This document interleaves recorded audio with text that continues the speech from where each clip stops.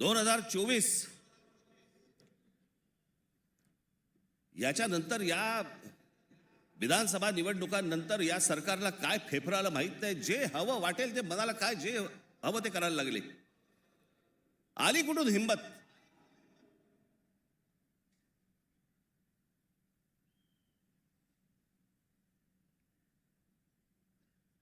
कोणाला विचारायचं नाही, काही जनता बिनता लोक बिक काही नावाची काही गोष्टच नाही. बस आम्हाला वाटलं म्हणून आम्ही केलं.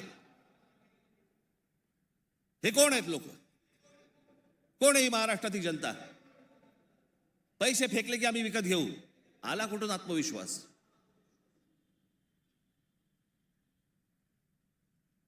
इतकी वर्ष मी आता राजकारण बघतोय. काँग्रेसची लोक सत्तेवरती होती, अनेक लोक सत्तेवरती होते, परंतु ते लोकांना घाबरून असायचे, जनतेला घाबरून असायचे. आता घाबरणं बिबरणं काहीच नाही. गृहीत धरून टाकलं तुम्हाला. कुठून येतात मतं ह्यांच्याकडे, कशी येतात, काय येतात, याचा लढा तर बाकीच्या ठिकाणी सगळ्या ठिकाणी सुरूच आहे. ते बोगस वोटर आणि ते ईव्हीएम मशीन पासून सगळ्या गोष्टी सुरू आहेत. पण ह्याच्यामध्ये सगळ्यात महत्वाची गोष्ट बघा, आता उद्दामपणा कुठपर्यंत गेला यांचा. अकोटमध्ये भाजपने एमआयएमशी युती केली. बदलापूरमध्ये भाजपने काँग्रेस बरोबर युती केली. 66 जण बिनविरोध निवडून आले. बिनविरोध म्हणजे तिकडच्या मतदारांचा अधिकारच काढून टाकला. ते मतदानच नाही करू शकत. आज 66 आहेत. हे पुढे आकडे वाढत जाणार. त्याला कळलंय की काय प्रकारचे आपण कशा प्रकारे लोकांना विकत घेऊ शकतो. वाईट या गोष्टीचं वाटतं विकले जातात. तुळजापूरमध्ये विनोद गंगणे नावाचा एक ड्रग्ज मधला रॅकेट मधला एक माणूस, ड्रग्ज रॅकेट मधला, त्याला भाजपने तिकीट दिलं. ड्रग्ज विका, काही विका, पुढच्या पिढ्या बर्बाद करा, काही फरक पडत नाही. पण ड्रग रॅकेट मधला एक माणूस, त्याला भारतीय जनता पक्षाने तिकीट दिलं तुमच्या नाकावर टिचून. तो एक आता बदलापूरला तुषार आपटे, बलात्काराच्या केस मधला आरोपी, बलात्काराच्या, सगळ्यांना माहिती आहे, नगरसेवक केलं. लहान मुलींच्या वरती बलात्काराचा आरोप असलेला माणूस, त्याला भारतीय जनता पक्षाने नगरसेवक. आली कुठून हिंमत? ज्यावेळेला वेडावागड्या पद्धतीने ज्यावेळेला निवडणुका जिंकण्याचं यंत्र किंवा तंत्र हे ज्यावेळेला हस्तगत होतं ना, त्याच वेळेला हा उद्दामपणा येतो, ही मस्ती येते ना, हा माज येतो ना, हा त्याच्यातनं येतो.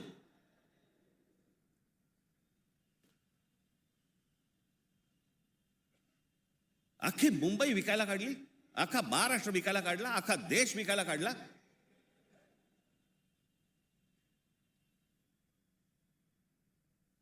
आपल्यासमोर काय वाढून ठेवलंय आपल्याला अंदाज पण नाहीये. मी तुम्हाला हे सांगतोय, मला 2024 साली मला एक व्यक्ती भेटली.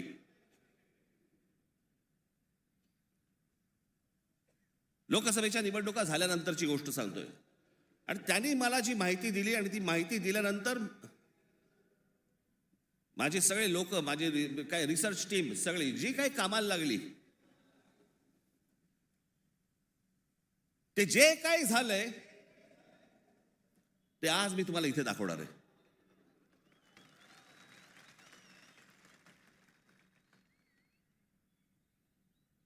आणि मला असं वाटतं की मी आज जे दाखवणार आहे याच्यानंतर जर समजा आपल्याला भीती नाही वाटली,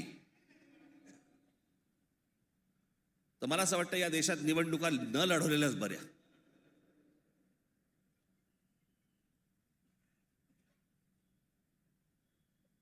म्हणजे आता साधी गोष्ट, फक्त तुम्हाला 2014 नरेंद्र मोदी पंतप्रधान झाले त्यावेळेला, हे मला आता 24च्या नंतर आता हे पुढे सगळं समजायला लागलं. या गेल्या वर्षी 24 नाही हो, 24 नंतर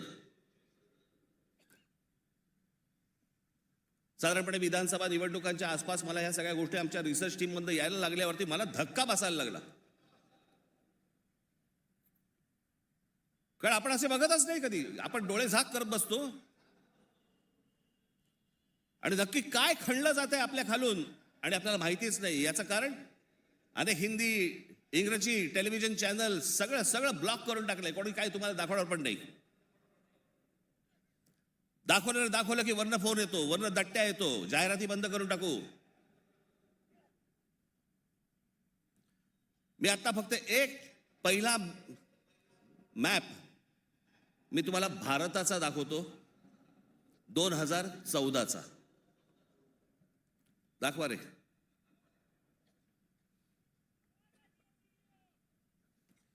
हा आहे 2014चा. गौतम अडानी यांचे प्रोजेक्ट्स किती होते हे तुम्हाला दाखवणार आहे. 2014ला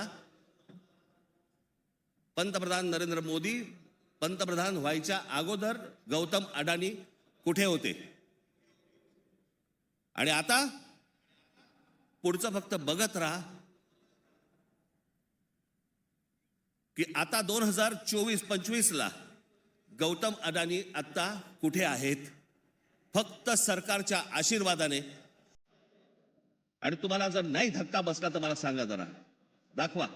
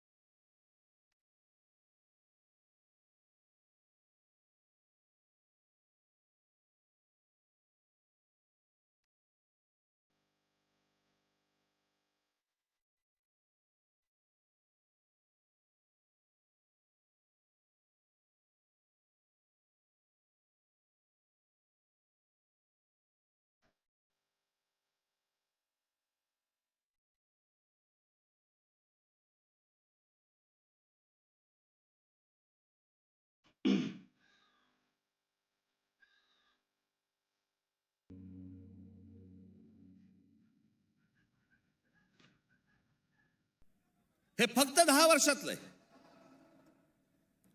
जगामध्ये असा एकही माणूस नसेल जो 10 वर्षामध्ये इतका श्रीमंत झाला. मला कुठच्या उद्योगपतीने उद्योग करू नये या मताचा मी नाहीये, इतका दळभद्री विचार माझा नाहीये. पण या देशामध्ये इतके उद्योगपती असताना एका माणसावरती इतकी मेहरबानी या देशामध्ये होते, मी जगात तर दाखवतच नाही अजून. फक्त 10 वर्षामधली गोष्ट ही 10 वर्षातली. एकाच माणसाला सगळ्या गोष्टी दिल्यात, वीज दिली, सिमेंट बनवण्याच्या उद्योगामध्ये गौतम अडाणी हा माणूस कधी नव्हताच 2014च्या अगोदर. आज देशातला 2 नंबरचा सिमेंटचा व्यापारी येतो. उद्या माणसाने समजा उद्या वीज बंद केली, आम्ही अंधारात. सिमेंट महाग केलं, काही बोलू शकणार नाही. सगळी पोर्ट्स खालपासून वरपर्यंत सगळी पोर्ट्स अदानीना, सगळी विमानतळं अदानीना. महाराष्ट्रात काय परिस्थिती एकदा बघा, महाराष्ट्राचं फक्त एकदा दाखवा.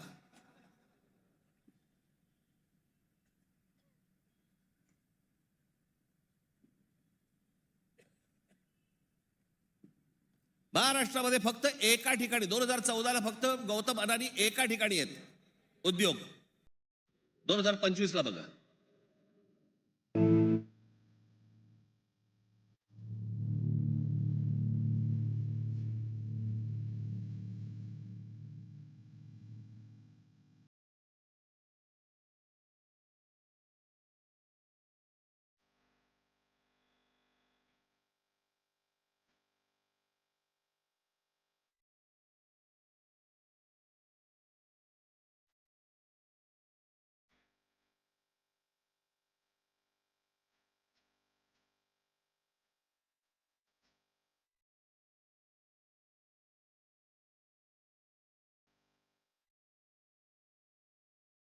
ही महाराष्ट्राची स्थिती.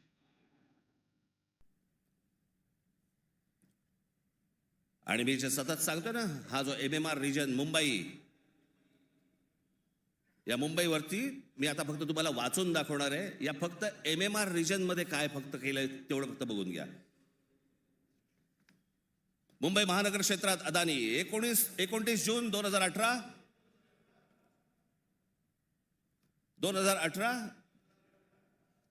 रिलायन्स इन्फ्रास्ट्रक्चर कंपनी ताब्यात मुंबई वीज पुरवठा क्षेत्रात प्रवेश. एप्रिल 2021 नवी मुंबई विमानतळाच्या कामाला सुरुवात. 2021 मुंबई आंतरराष्ट्रीय विमानतळ ताब्यात. अंधेरी पश्चिम येथील RTOची जमीन अदानी यांना 5,000 कोटींना. ऐरोली इथे डेटा सेंटरसाठी 92 एकर जमीन 1,500 कोटींमध्ये. धारावी पुनर्विकास प्रकल्प अदानींना. महाराष्ट्रात स्मार्ट वीज मीटर बसवण्यासाठी 13,888 कोटींचं कंत्राट. भांडूप कल्याण इथे मीटर्स बसवली जाणार. मुंबई आणि नवी मुंबईत हायर स्केल डेटा सेंटर सुरू करण्यासाठी महाराष्ट्र सरकारशी 50,000 कोटींचा सामंजस्य करार. मेट्रो मोनोरेल यांना अदानींचा वीज पुरवठा. सांताक्रूज आणि विलेपार्ले परिसरात केंद्र सरकारच्या विमानतळ आणि संरक्षण दलाच्या जागांवरती 80,000 झोपडपट्ट्यांचा विकास अदानी करणार.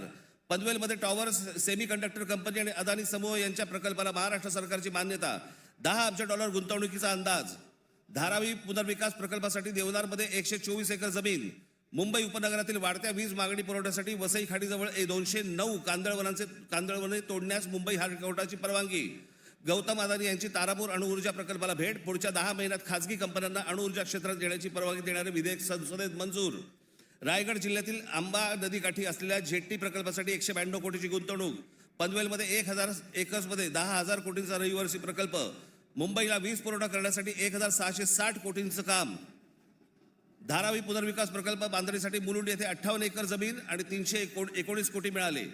धारावी पुनर्विकास प्रकल्प बाधितांसाठी कुर्ला मदर डेअरीची 20 एकर जमीन 57 कोटी मिळाली. 124 एकरचा आणि 36,000 कोटींचा गोरेगाव पश्चिम येथील मोतीलाल नगर पुनर्विकास प्रकल्प अदानींना मिळाला. MIDCने तळोजा येथे 400 एकर नंतर आणखी 159 एकर जमीन दिली. बांद्रा रेक्लेमेशन पुनर्विकास प्रकल्प 24 एकर 30,000 कोटींमध्ये मिळाला. पालघर डहाणू येथे अदानी वीज प्रकल्प. अदानी नवी मुंबईत सेमीकंडक्टर प्रकल्प सुरू करणार. वसई येथील तुंगारेश्वर अभयारण्यातील जमीन अदानी इलेक्ट्रिसिटीला. टिटवाळा, मोहने, आंबिवली शहरात येथील अदानी सिमेंट फॅक्टऱ्या. वाढवण येथे बंदर उभारण्यासाठी अदानी समूह उत्सुक. महाराष्ट्र सरकारशी सामंजस्य करार. वाढवण येथे विमानतळ उभारण्यासाठी अदानी समूह उत्सुक.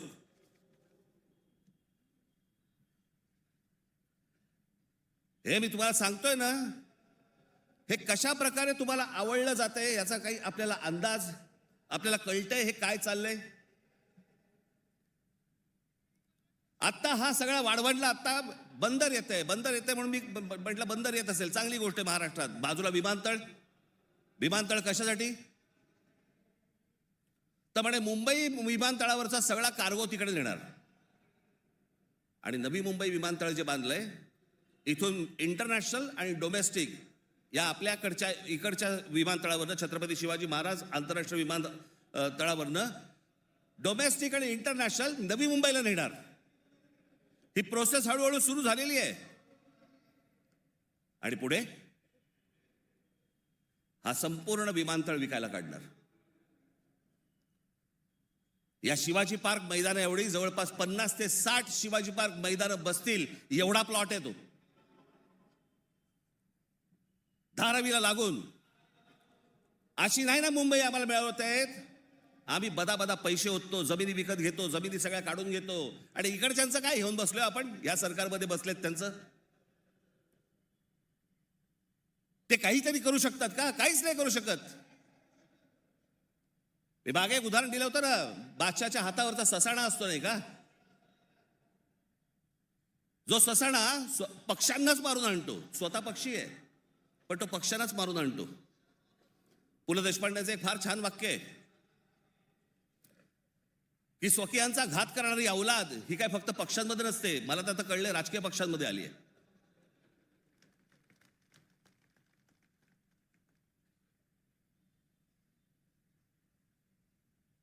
डोक्यात गेली सत्ता, डोक्यात.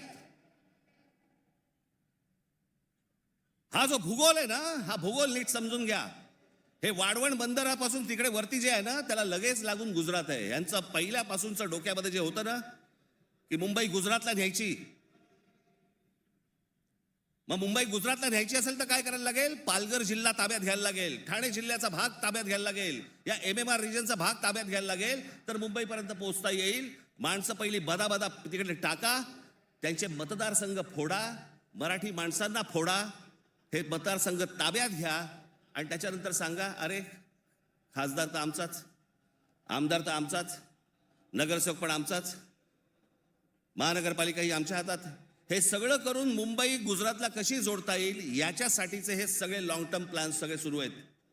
आणि आम्ही बेसावत. आमच्यामध्ये जातीपातीमध्ये भांडणं लावली जात आहेत.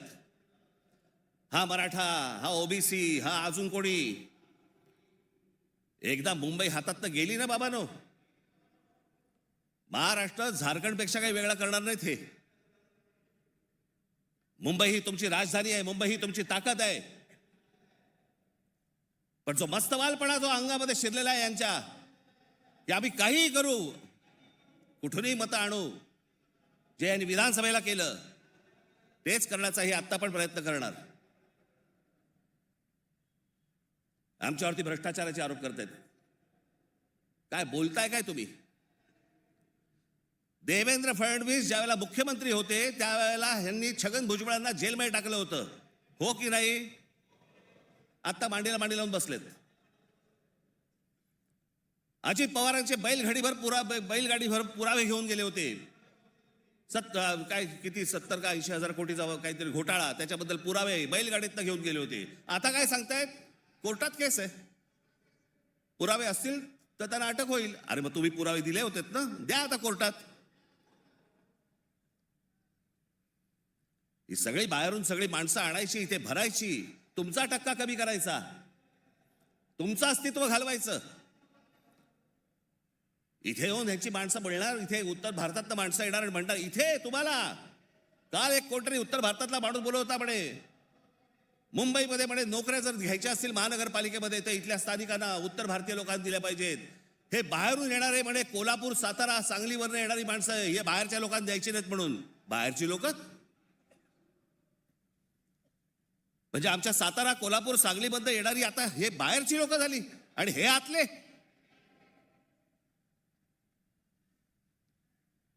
कृपाशंकर सिंग सारखा माणूस यांचा नेता भारतीय जनता पक्षाचा, तो म्हणतो काय, उत्तर भारतीय महापौर करू, महापौर करू. यांची हिंमत कशी होती हो बोलायची? आपण जाऊन बोलू शकतो का तिकडे?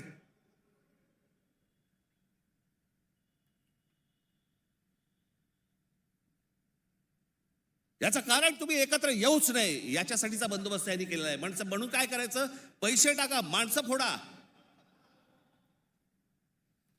यांचं मुंबईवरचं लक्ष उडालं पाहिजे, महाराष्ट्रावरचं लक्ष उडालं पाहिजे. हे मराठी म्हणून कधी एकत्र येताच कामा नयेत. आणि मग आपल्याला जे साध्य करायचंय,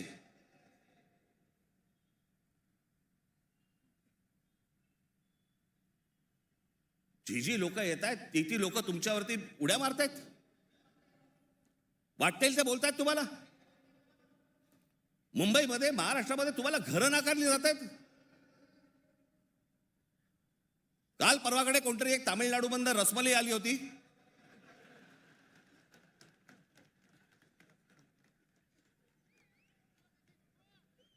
तो सांगतो मुंबईचा आणि म्हणजे महाराष्ट्राचा संबंध काय? भडव्या, तुझाच काय संबंध आहे इथे याचा?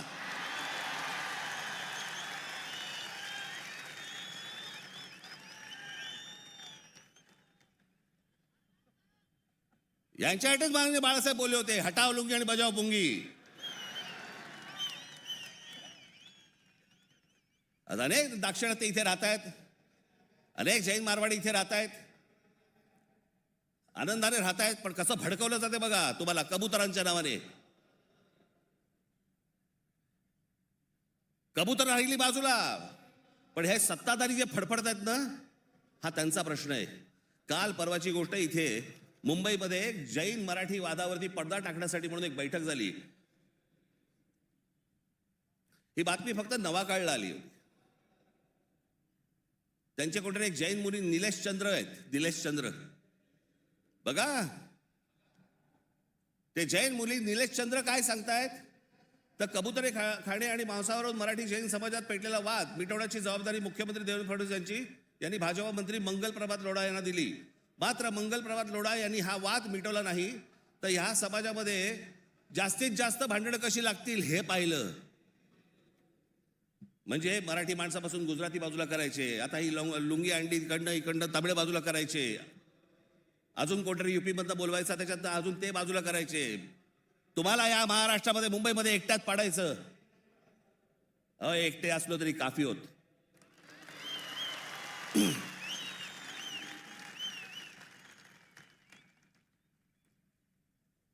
नको त्या वादात जाऊ नका. आमच्या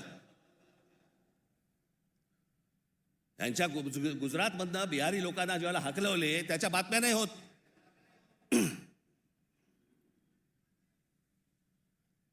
ज्याने बिहारी लोकांना तिकडनं हाकलवले, जवळपास 10 का 20 हजार लोकांना हाकलून दिले बिहारमधनं, भारतीय जनता पक्षाने त्याला तिकीट दिलं, निवडणुकीचं तिकीट दिलं.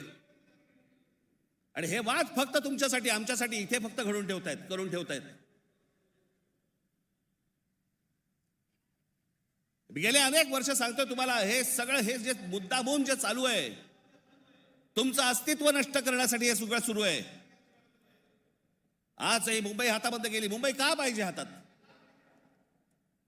आज केंद्रामध्ये यांची सत्ता, राज्यामध्ये यांची सत्ता, पण उद्या मुंबईमध्ये, ठाण्यामध्ये, कल्याण डोंबिवलीमध्ये, आमच्या MMR रिजनमध्ये उद्या ह्यांना जर काही करायचं असेल, महानगरपालिकेची परवानगी लागेल. आणि महानगरपालिका जर आपल्या हातात असतील, हे जमिनी विकून देऊ शकत नाहीत, हे अदानीला जमीन देऊ शकत नाहीत.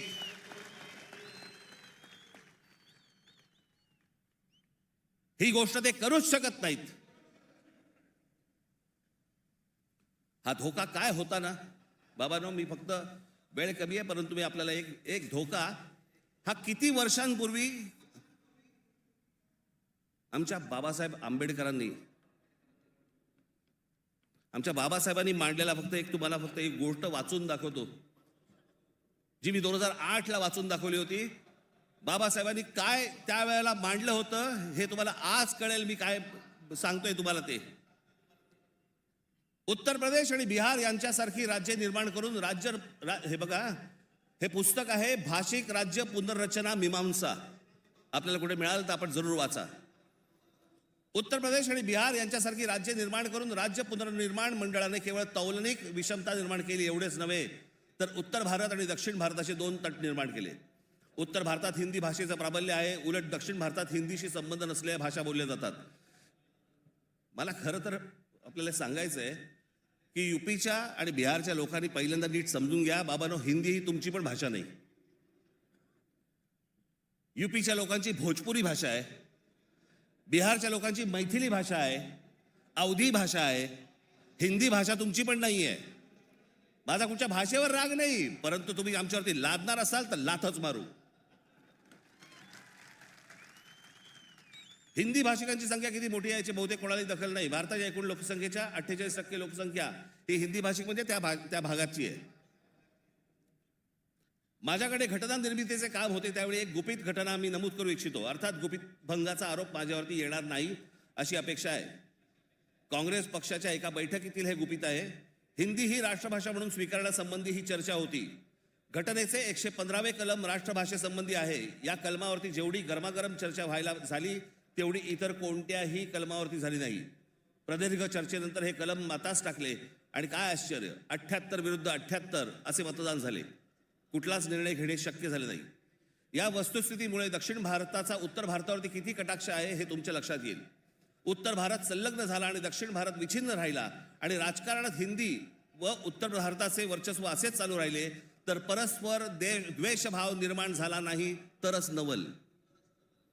केंद्रीय सरकारात एका राज्याला दुसऱ्या राज्यावरती अशा आगंतुकपणे वर्चस्व चालू देणे धोक्याचे आहे. घटक राज्ये समतोलाची राखण्यास केंद्रीय शासनामध्ये काही तरतूद नसल्यामुळे नवनिर्मित बिजोड राज्यांमुळे 5 प्रदेशांखेरीज इतर राज्यात अविश्वास आणि असंतोष निर्माण होईल. सध्याच्या केंद्रीय शासन पद्धतीमुळे भारताच्या राजकारणात उत्तर प्रदेश इतर राज्याहून प्रबळ ठरेल ही भीती केवळ दक्षिण भारतीयांचीच नसून पंजाब, बंगाल व इतर राज्यांनी व्यक्त केलेली आहे. आणि ही भीती निराधार आहे असे कोणीही छातीरोखपणे सांगू शकत नाही. या भीतीचे निराकरण केले नाही आणि आत्ता विशेष उपाययोजना केली नाही तर ही भीती राष्ट्रीय ऐक्यास घातक ठरल्याशिवाय राहणार नाही. हे सत्य कोणी लपवू शकत नाही. आमच्या परमपूज्य डॉक्टर बाबासाहेब आंबेडकरांनी तेव्हा लिहून ठेवलंय की हे किती घातक आहे ते. हे काय चाल चालू आहे तुमच्या विरोधात, हे काय प्रकारचं षडयंत्र सुरू आहे. जो इतका बलवान महाराष्ट्र, इतका सुसंस्कृत महाराष्ट्र, या देशाला दिशा दाखवणारा महाराष्ट्र, सगळ्या बाजूनी संपन्न असा महाराष्ट्र, हे सगळ्या बाजूनी येत आहेत आणि महाराष्ट्राने तुम्हाला फक्त इथे तुमचे चावे घेत आहेत. तुम्हाला उद्ध्वस्त करायचं आहे ना. उठा या जमिनीवरनं, निघा इथून, आम्ही येत आहोत. काल परवाकडेच मी एका चॅनलला सांगितलं, हिरे असतात, मोती असतात, सोनं असतं, चांदी असते, अजून काही मौल्यवान गोष्टी असतात. फक्त जमीन या एकाच गोष्टीला रिअल इस्टेट म्हणतात, खरी संपत्ती. दुसऱ्या कोणत्याही गोष्टीला रिअल इस्टेट म्हटलेलं नाहीये, फक्त जमिनीला रिअल इस्टेट म्हटलंय. कारण ती तुमची संपत्ती आहे. तुमच्या पायाखालची जमीन आणि तुमची भाषा ही मेली की तुमचं अस्तित्व संपलं, तुम्ही कोणी नाही आहात. जगात अनेक देश, अनेक लोक हे भाषा संपली, देश गेला, जमीन गेली म्हणून संपले. हाच डाव त्यांचा आहे. वेगवेगळ्या मार्गाने येत आहेत आणि वेगवेगळ्या मार्गाने तुमच्यावरती आक्रमण करतायत आणि तुम्हाला सांगतायत निघून जा इथनं. संयुक्त महाराष्ट्राच्या वेळेला देखील विरोध करणारे या मुंबईमधले अनेक धनिकच होते, गुजराती होते पण धनिक होते. आज पण तेच चालू. आणि आज हे संकट त्यावेळेला तर इतकं नव्हतं, पण आज खरं तर तुमच्या उंबरठ्यावरून वरती येऊन उभं आहे. कधी तुमच्या दरवाजावरती टकटक होईल तुम्हाला पण कळणार नाही. कधी तुम्हाला इथनं बाहेर काढतील तुम्हाला कळणार पण नाही. आज मुंबई, उद्या ठाणा, कल्याण, डोंबिवली, सगळे भाग, उद्या पुणा, नाशिक, जे चांगलं आहे, आज कोकणपट्टी अख्खी रिकामी करतायत. जमिनीच्या जमिनी विकत घेतल्या जात आहेत. मी त्यावेळेला त्या बुलेट ट्रेनला विरोध केला होता. आजही माझा विरोधच आहे. कुठे चालली आहे बुलेट ट्रेन? बुलेट ट्रेन फक्त बघा, ही बुलेट ट्रेनचं स्टेशन, शेवटचं स्टेशन गुजरातमध्ये चाललंय, जिकडे गिफ्ट सिटी उभी केली आहे. Gift city Ahmedabad bullet train station पासून 90 किलोमीटरवर डोलेरा नावाचं एक पूर्ण नवीन शहर बसवलं जातंय. डोलेरा नावाचं एक पूर्ण नवीन, हे शहर 903 स्क्वेअर किलोमीटरचं आहे, म्हणजे मुंबईपेक्षा 1.5 मोठं. आणि तिथे वेदांत आणि फॉक्सकॉनची 1.5 लाख करोडची सेमी कंडक्टर प्रोजेक्ट्स येत आहेत. अहो, आपल्याला समजत पण नाही हे काय चालू आहेत नक्की, ह्यांचे कुठून रूळ चालले आहेत आणि कुठून गाड्या चालल्या आहेत आणि कुठून यांचे मार्ग सुरू आहेत आणि काय घेऊन जायचंय ह्यांना आणि काय आणायचंय, इथे काय भरायचंय. एकदा जाऊन बघा हो, वसई विरार पासून सगळ्या गोष्टी बघा, कसे कसे भरत येत आहेत, कसे भरत येत आहेत. तुम्हाला घरं नाकारणार, ह्यांना सगळ्यांना घरं मिळणार. तिकडनं बाहेरच्या राज्यातनं गुजरातमध्ये येणार, ह्यांना घरं मिळणार, तुम्हाला नाकारणार. अहो, तुम्हीच नसाल, तुमचंच अस्तित्व नसेल, काय चाटायची आहे महानगरपालिका?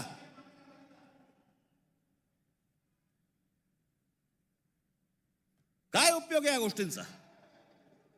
आम्ही भले आमच्या वचननाम्यामध्ये सांगितलेल्या अनेक गोष्टी आहेत, ज्या उत्तम करू, उत्तम शहर करू, चांगल्या गोष्टी करू. मला असं वाटतं उद्धव ठाकरे आपल्या भाषणामध्ये या गोष्टी सांगतीलच. अरे पण तुम्ही असायला पाहिजेत ना त्याच्यासाठी. तुमची काय किंमत करून ठेवली आहे लोकांनी? कोण महाराष्ट्रामधला मराठी माणूस पैसे फेकले की विकला जातो? ही आपली किंमत. आणि ही बोली लावणारे कोण? आमचेच. दुसऱ्यांच्या हातावरती बसून त्यांचा उद्देश साध्य करण्यासाठी आमचे लोक हे आमच्या लोकांना फोडतायत. काय दुर्दैव आहे बोला. या अशा परिस्थितीमध्ये ही आजची निवडणूक होते आहे. ही मराठी माणसासाठी शेवटची निवडणूक आहे. आज जर चुकलात, कायमचे मुकलात म्हणून समजा. आज जर तुमच्या हातात ही शहरं गेली, यांच्या हातामध्ये गेली, उद्या राजानं मारलं आणि पावसानं झोडलं, तक्रार कोणाकडे करायची? आज इतर राजकीय पक्षांमधले पण जे मराठी लोक आहेत, माझं त्यांनाही आव्हान आहे, सोडा ते सगळं. या मराठी माणसासाठी एक व्हा, या मुंबईसाठी एक व्हा, या महाराष्ट्रासाठी एक व्हा.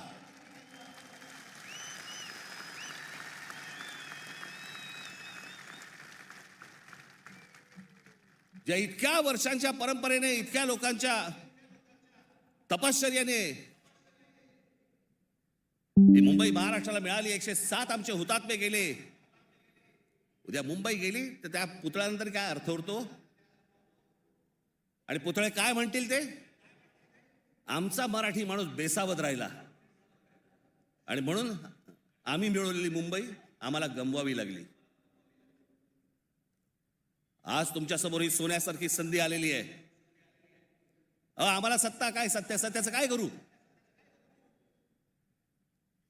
सत्तेशिवाय पण आज पण लाथा मारल्यात ना, अनेक अंगावर आले, त्यांना तुडवलेच ना. पण तुम्हाला ह्यांचा मास, या सगळ्या लोकांचा, सत्ताधाऱ्यांचा तुम्हाला उतरवायचा या निवडणुकीमध्ये. कुठेही बेसावध राहू नका. माझी आपल्याला सगळ्यांना एक फक्त सांगणं आहे, हे ईव्हीएम मशीनवरती लक्ष ठेवा. दुबार मतदार सकाळी 6 वाजता, मला जेवढे काय BLA नेमलेले आहेत, सकाळी 6 वाजता तिकडे सेंटरवरती पाहिजेत दोन्ही पक्षांचे. आणि दोन्ही पक्षातले जे सगळे लोक आहेत यांना फक्त मी एकच सांगतोय, बाबांनो, आता आपल्यातलं काही वाद नाही. आता खरी लढाई त्यांच्याशी आहे.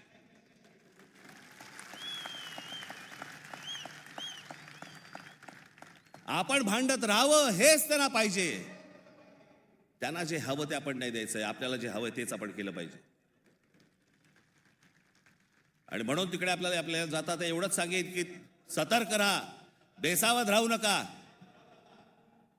आणि जर दुबार मतदार जर तिकडे आला, सकाळी 7 वाजता फोडून काढा.